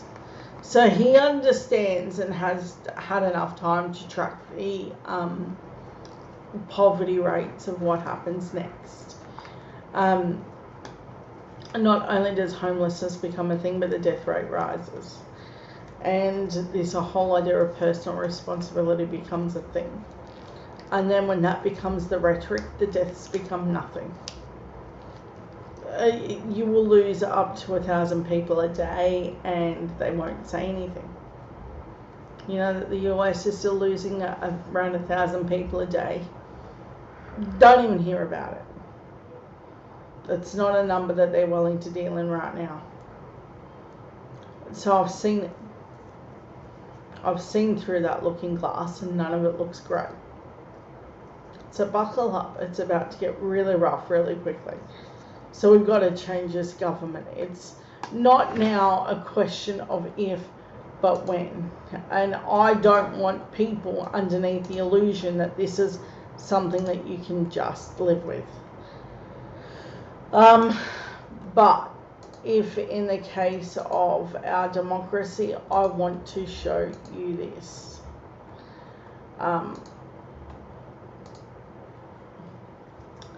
You can't love your country. This is President Biden. This is talking about the January 6th insurrection. But I think it more means to democracy. You can't love your country only when you win. You can't obey the law only when it's convenient. You can't be patriotic when you embrace and enable lies. That is a telling situation. We're in a point, a really big inflection point, where Conservatives no longer believe in democracy. They do absolutely. That bigger bill is the first step to a dictatorship. Absolutely. You look at the US, where they're trying to merge the church with the state, even though the Constitution specifically says to separate the two. That's now we're in a real dangerous set of territories in doing that. So do not be into this mentality that it's almost over and that these people are just going to slink off into the abyss when this is over. Even when Albo takes office, if he does, they're going to fight like hell. They're going to gaslight you into the idea that he's not doing a good job, that the economy is not doing a great job. In fact, the last election they did not plan to win. This is a very, very interesting story that some of the inside sources of the LNP talk about still today. They were not expected to win last election. And they left all these like booby traps, thinking, it'll be up to Bill Shorten to deal with. That's really what they thought. They were like, you know what, we're done. And they left like all these like financial time bombs, you know, and they gave this rhetoric that was just insane. How they were better at keeping taxes lower despite being the highest taxing government ever. They had this rhetoric about being better with money despite having the biggest amount of debt, despite having less services, and despite privatising more, despite mismanaging this whole thing. Then they told outrageous lies about labour and a death tax and whatever else. Now, if you weren't following then, now follow this. The next gameplay is almost as sneaky but a little bit more genius. Here's the plan. They're not only going to gaslight you into the idea that ALP can't manage the money and that they're going to hire tax you to pay for things that people need. But they're always... the money is always there, right? Here's how the economy works, right? There is a pot of money, right? And in that pot of money, it's decided, do you give it to the rich and the tax cuts, or do you give it to the wider community in terms of services? Now, the LNP will always go, how will ALP pay for it? No one ever asks, no journalist will ever ask, how do the rich come up with their tax cuts? That's insane. That there is what's wrong. ALP will be like, we have an environmental plan, and the LNP are like, how are you going to pay for that? Well, how are you going to pay for your tax cuts? How are you going to pay for anything else? Yeah. How are you going to pay for your pork barrel seats? You can't just force Georgina Downer out there again handing out fake checks for a seat that she did not have, and then the member for that particular seat was pushed out. Yeah, no one should forget that Georgina Downer, the daughter of Alexander Downer, was handing out checks that rightfully weren't hers.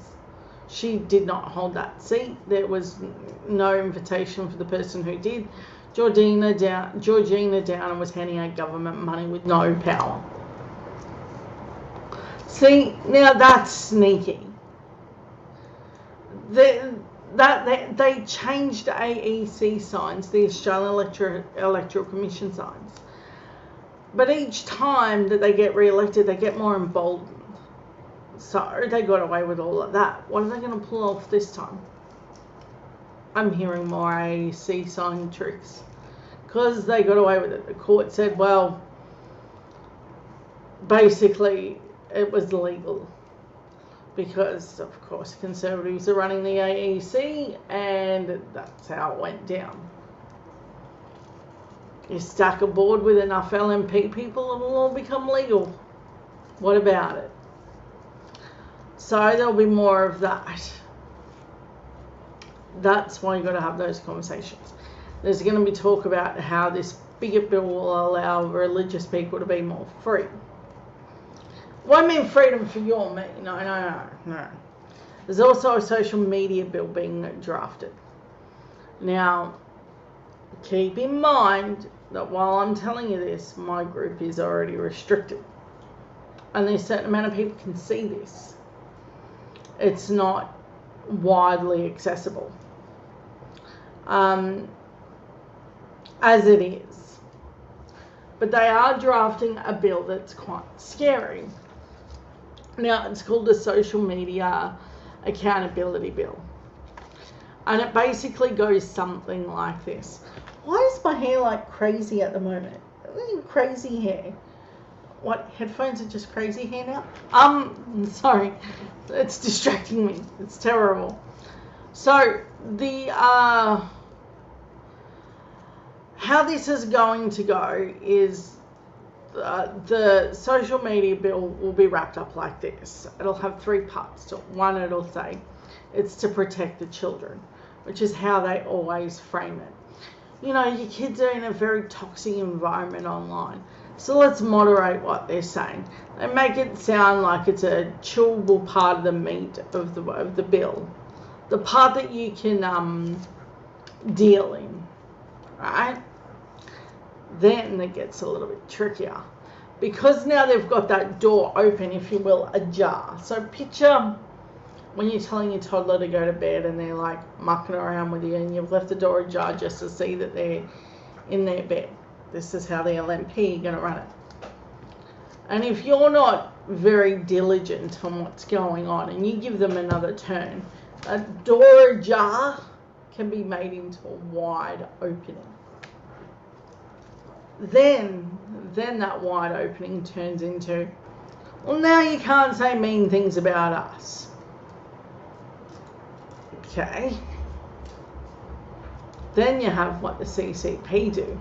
See, for every time you've got the LNP going, hey, they don't really allow freedom of speech. Really? Really? Is that why so many LNP blocked me on social media? Because of freedom of speech, I suppose. Because that's what it's all about, people. Nah, come on, they're pissing on us. And they're telling us we are raining. I think that's what's insane. Is that they're really telling you, you know, this is happening. They tell you the plan's there, and they're bold about it. First they use the kids. They go, no. You don't want your kids in some dangerous place. I tell you now, my kids can work social media better than what I did. You seen the start. And then they've got this thing against the CCP of how they're going to, every time you hear them say something like that, that's their plan. But they're not just going to go that far. Oh no, this won't just go with critiquing the government. This is going to be hiding documents. The last stage is hiding freedom of information. They started charging you for it already. A lot of freedom of information documents cost now a lot of money. They used to be free. Now, no. A few years ago, they changed it. Not that many. When the Great Barrier Reef fraud happened, started to charge you for FOI documents. So I get to look at less and less, and not until the press sort of releases something, till they find themselves interested in it. Which is why I promote Friendly Geordie so much, is because he purchases a lot of freedom of information packets. And he will tell you, just as I am right now, the plan is to ultimately shut down dissenting voices against the LNP. So think of this tangent line like two train tracks running at the same speed. One of them involves this bigger bill, where they tell the evangelicals, go wild, go. Say whatever you need to, you know, be as awful as you need to. Because there's no other reason for that bill.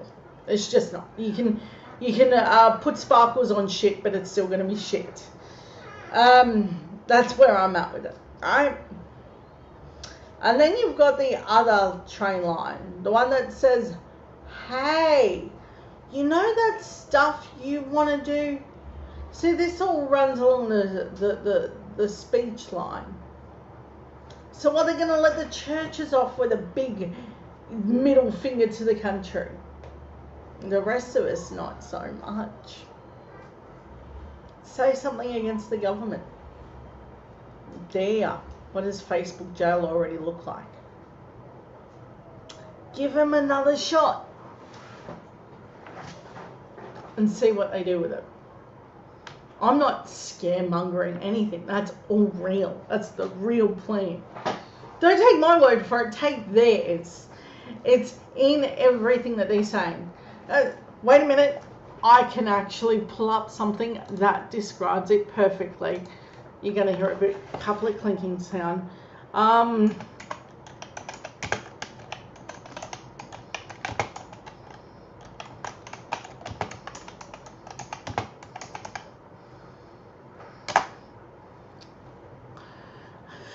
Okay, so last week we spoke about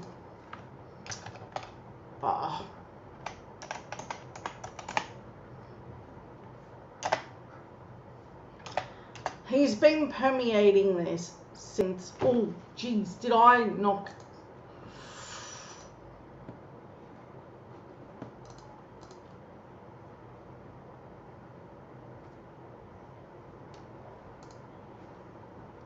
Oh, I did it again. Apologies, that was my fault. I clicked on the wrong thing. I thought I got a new window, and no, I took the one that was already open for StreamYard, and that was stupid. Apologies. So this is one I wanted to show you. This is Sky News talking about it actually, and they kind of briefly get into it in October 2021. So even Sky News is saying, hold on, wait a minute, you're doing something dodgy. Okay, listen to this amazingness. They're gonna add them and we'll just mute them for a sec. Point before I pass over to Greg, and that is obviously tonight I'll be heading off to the G20 Leaders Summit as well as the COP26 in Glasgow. The world is reaching what I think is a critical point in our health and economic recovery from COVID, and that will be a keen focus of the discussions that I know we'll be having there. The multilateralism of vaccines and the 60 million doses that Australia has already committed, and I was speaking about these last night as part of the East Asia Summit, which I participated in. I also note that yesterday, in our meeting of the first ever Australia ASEAN's ongoing annual dialogue, that we achieved a comprehensive strategic partnership, that is an elevation to a comprehensive strategic partnership level relationship with ASEAN. Now that is the first such. Hold on.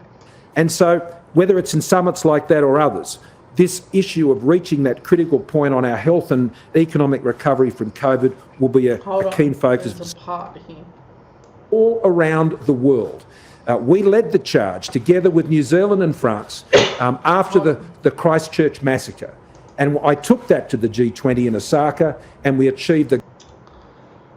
So that's the premise that he's going to use. The premise is to tell you that after the New Zealand massacre,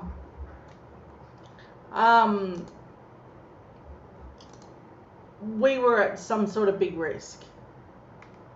Okay? And because that went live to air, they were like, hey, we're going to do something about social media. But he didn't stop there. You would think that that would be it, right? No. No. He wasn't done.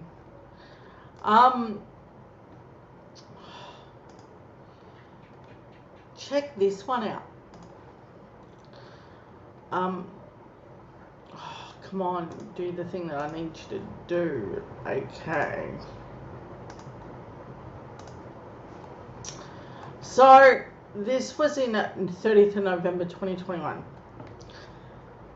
Prime Minister Scott Morrison is trying to introduce legislation that will hold social media accountable for what he considers harmful content. What he's talking about is this thing where everyone turns into a publisher. Right? You publish something, you're gone. Right? That's the goal. Right? So this is where we are at. Oh, la, la. So this is where we are at with it. And do not be fooled into some idea that this is going to protect anyone but the LNP. He also went on a massive rant. I spoke about this last week about TikTok. And when he was doing this TikTok thing, he then created a TikTok because it's owned by the Chinese government. And he kept saying it's going to attack all the users. and they were mostly young people who were using it, and they don't particularly like Scott Morrison. So that's how that played out. So he was like, TikTok shouldn't have access. But he did this in conjunction with Trump. They did the same thing to the post office. They were trying to wreck that as well, because people were voting via post.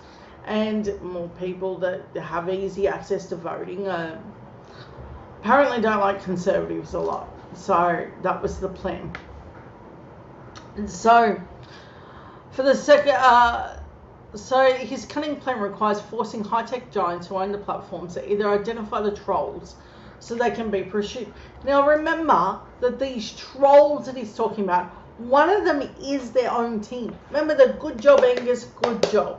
That was him trolling his own chat. He thought he had a pseudonym and it didn't work. That's what essentially happened. Don't take my word for it. Take theirs. Okay. So you can't sue Anonymous. So they can be pursued for defamation or pay defamation costs themselves. Now at the same time, remember that there was this huge thing going on with Christian Porter and the ABC, and then they were trying to attack the media as a whole. They were going through Annika Smithurst's home, and this was a warning to the media. Don't jump on board, I'm coming for you. If you don't do the cover job, we're coming. This is a really, really cunning election plan. As clunky as I've made this evening be, I think I've really, really informed a lot of, well, hopefully a few people on what's going on here. So, the Conservative political figures, journalists, have been trying to silence critics on social media by spewing Liberal Party propaganda. That's the plan. The plan is that. So tell people that's the plan. So they're going to essentially make you the editor, and if you say anything against them, you're gone. Okay. So Morrison trouts a social media boogeyman, including an address he gave to a Christian convention on the Gold Coast earlier in the year in 2021. He described the social media as a work for the devil, a weapon used by the evil one. So if you can't control what you're saying, you're the evil one. It's essentially what the plan is. Okay. It's remarkable how Morrison's Pentecostal religious convictions frequently appear to dovetail the business of government. His social media, but one example. Think of his attacks on people with reduced means in form of robo-debt and the cashless card. The attacks are consistent with the Pentecostal principle that material benefits accrue believers and deny God his due results in misfortune. This is all leading up to him being a religious zealot, and it's a fair critique. The Prime Minister wants to weed out anonymous trolls on social media. He might want to start with his own government. They have been caught buying likes. They've been caught buying trolls. That's real. So understand that's the goal. And we know that that's the goal because they've told us that's the goal. The most powerful not all members of the Morrison government followed the Pentecostal cult, or indeed any religion. However, there are committed neoliberal projects that fundamentally corrode society and destroys its institutions. There is in Australia an unfortunate covernance of interest between Pentecostals and conservative Christians. Look, they're really, really going to go hard. Morrison, assisted by other senior MP advisors, staffers, is suspected of concealing his knowledge of Brittany Higgins as well, just down the hallway. And that, when all that came to light, it came to light on social media. So they're going to fundamentally shut us down. So make this election be the one where you say, no, my voice is worth more than that. My voice is worth more than a tax cut. More than some weird thing that he'll offer, more than a scare campaign that he can do. This isn't just something, this is the thing. This bigger bill in conjunction with this social media bill. Because real governance isn't in the agenda. You know, like building a quarantine facility, you know, giving out good health care, or building a good apprenticeship system. Creating more jobs and infrastructure, creating a good environment, you know, doing something about climate change. That's not on the LNP agenda, but it is on our voters. It really is. Now, I've spoken about his voting record and where he stands, and it all stacks up. And as the weeks go on, we're going to see that being our fundamental thing that happens. But now we've come to the end of the evening. So I want you to know that this has been a great learning curve with you. I'm sorry that I endured all these technical issues. But that was not the intent that I had. I intended to do this a lot better. This new setup, I don't know if I can show you. I've got these crazy lights in a whole computer thingy-majiggy, and I don't know what any of it does. I have children that do. Apparently it's a gaming PC, which, do I look like a gamer to you? But that's apparently what I needed. This is what the kids, I swear to God, that they were like, no. We got to take the piss and we got to tell her she needs a gaming thing. Don't know. The joys of having children that help you out to buy things. So that's what they got, and it's for me, but there's definitely some programs on there that I don't know what they do. And my phone broke today, so that's going to be an interesting work week for me. I mow lawns, and all my clients are in that other phone. So, and my banking app and everything else, which has been a bit of a drama. And I've had all of these issues to contend with. This was 10 minutes before I arrived online. The screen smashed, like big smash. So there's a little crying moment for me. I didn't even have time to absorb what happened. I was like, gotta go to air. No matter what, I've got to go to air. This has to happen. So I've got my daughter's old phone thingamajiggy that does that. And that'll be that. And I'm going to have to deal with that being my mode of communication. I might next week move the time up, because I find that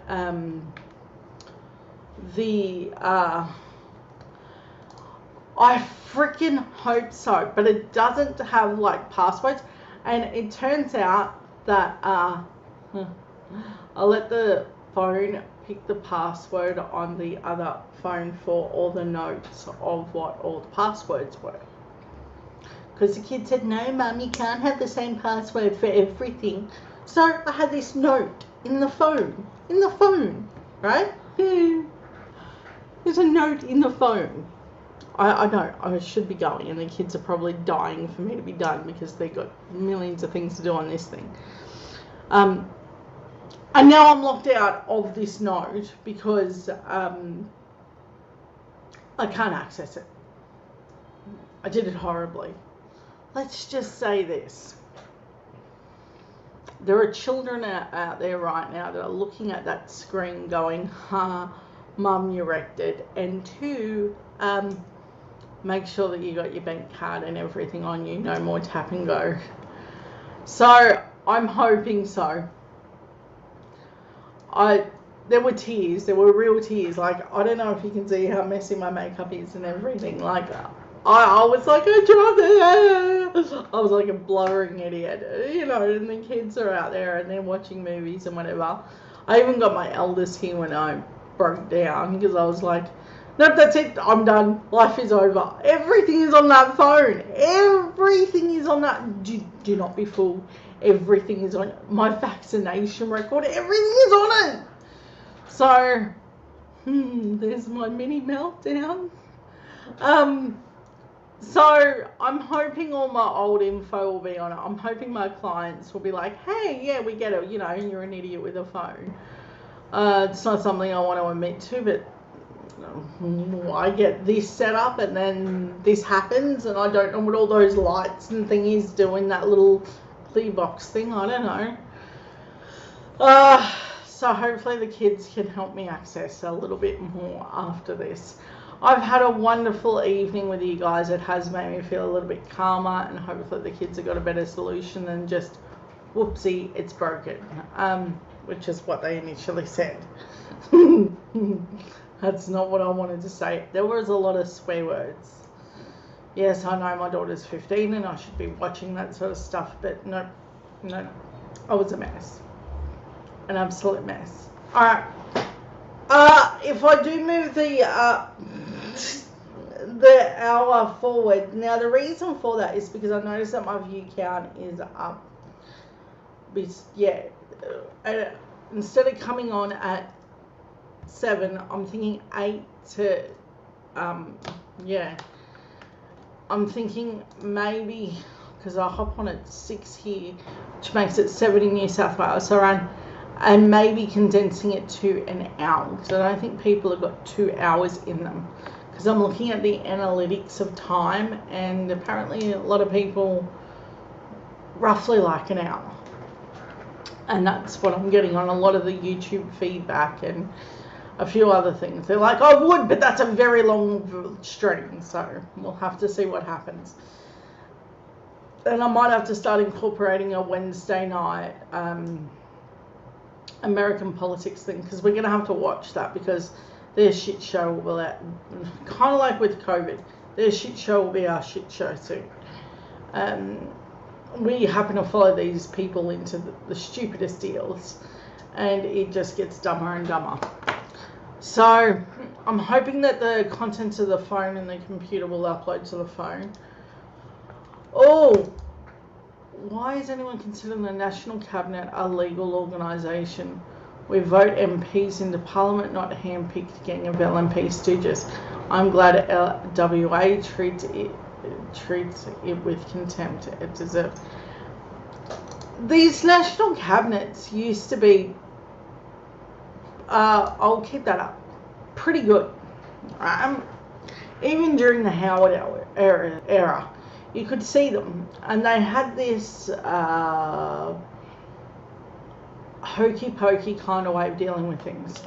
Back then, WA wasn't impressed with it either, though, because during the mining boom, they were getting less in GST distribution, and they used to snub it way back when, even though that they were a conservative. They were quite angry. So WA has had a lot of angst against the National Cabinet meetings. So that's not new. I would say going into this, that contempt is warranted. So I understand that I think WA made the right move for its people. Mark McGowan should not have to sit in front of the Prime Minister and explain himself, particularly when the Prime Minister has done nothing to aid Western Australia. Pulled out JobKeeper and JobSeeker. He took away all financial assistance. He wasn't willing to, do a proper quarantine facility. He wasn't willing to get enough vaccine to get WA on board. Then he jumped on board with the Prime Minister jumped on board with Clive Palmer to sue WA to open up. So at what point does WA go, oh, screw that?